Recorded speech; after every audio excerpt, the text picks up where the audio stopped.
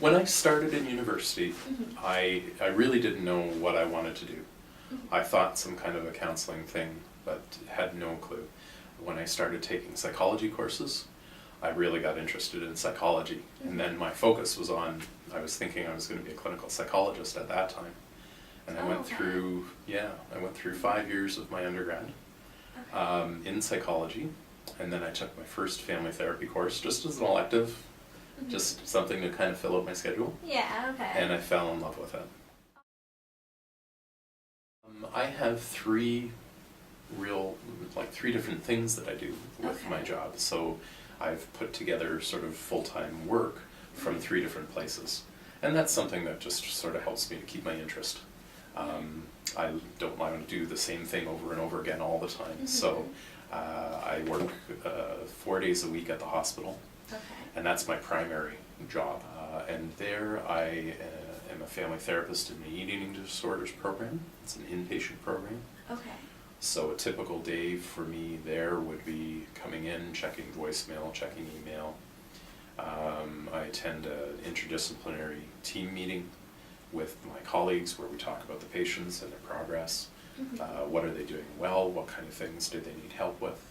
And then we might plan interventions with the patients. So we'd actually have a meeting with the patient to talk about where they are and see if they're stuck and give them some advice or some suggestions about how to help them out. Then I would have some time to read and prepare for groups. My primary role at the hospital is doing group work. So I'm doing about 2 hours of group work every day. So I would be reading and preparing for groups, trying to figure out what we were going to do that day with the patients. And then in that program, I also have lunch with the patients. So I go up and I sit with them and have lunch. That's a big, meal supervision is a big part of that job as well. And then we talk about how the lunch went and we brainstorm strategies for how to cope with different challenges that they're having around finishing the meals or feeling full afterwards, some of the things that people with eating disorders need to work on. And then in the afternoon, I would have a couple different groups, usually about 2 groups. And then I might also have a family therapy session. That's a typical day at the hospital. In private practice, in an 8-hour day, I would probably be doing about 5 hours of counseling, spread out throughout the day. A lot of it is afternoon and evening work because people work. So that's one of the things for this type of career you need to be aware of, is that a lot of it can be evening or afternoon work. I would say that a family therapist needs to be someone who is a bit outgoing, someone who is really good at meeting people, talking to them, interested in people's lives, really, really good listener. You need to be a really good listener. Someone who has a sense of themselves. You don't have to totally have all of your own things figured out, but you need a good sense of who you are and what are some of your strengths and weaknesses, to know yourself a little bit so you can do this kind of work. The places where we get stuck are the ones that are things that the client's going through that touches off something in my own life. One of the greatest things that I did that helped me out was volunteering. So I think volunteering is really great. It's to find something that sort of fits your interest. If you're looking at this kind of work, one way that I got into it was by doing group counseling.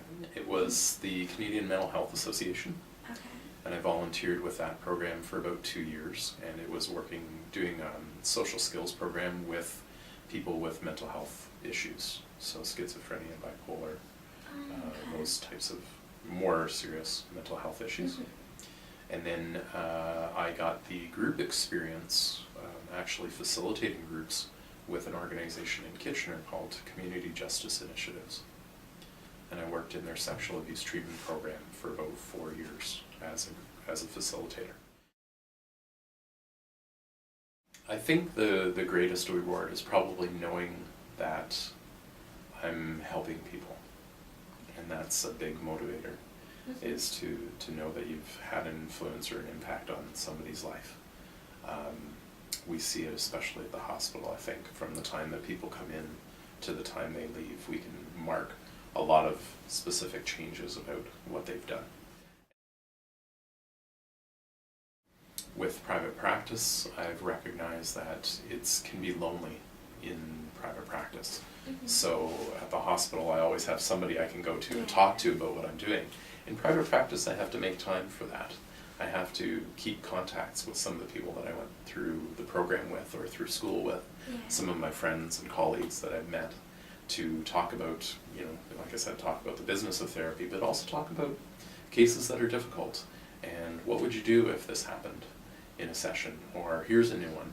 I've been a therapist now for 16 years, but there's still sometimes when you run into a new situation that you haven't faced before, and all of a sudden, wow, okay, getting some perspective from somebody else about what would you say in that situation, or what would you do, or how would you handle it, or boundaries as a therapist always come up. Keeping good boundaries, separating your stuff from the client's stuff, making sure that you get supervision or even therapy if you need it to help you handle things a little bit better, and make sure that you're presenting the best that you can for the client when you go into the sessions.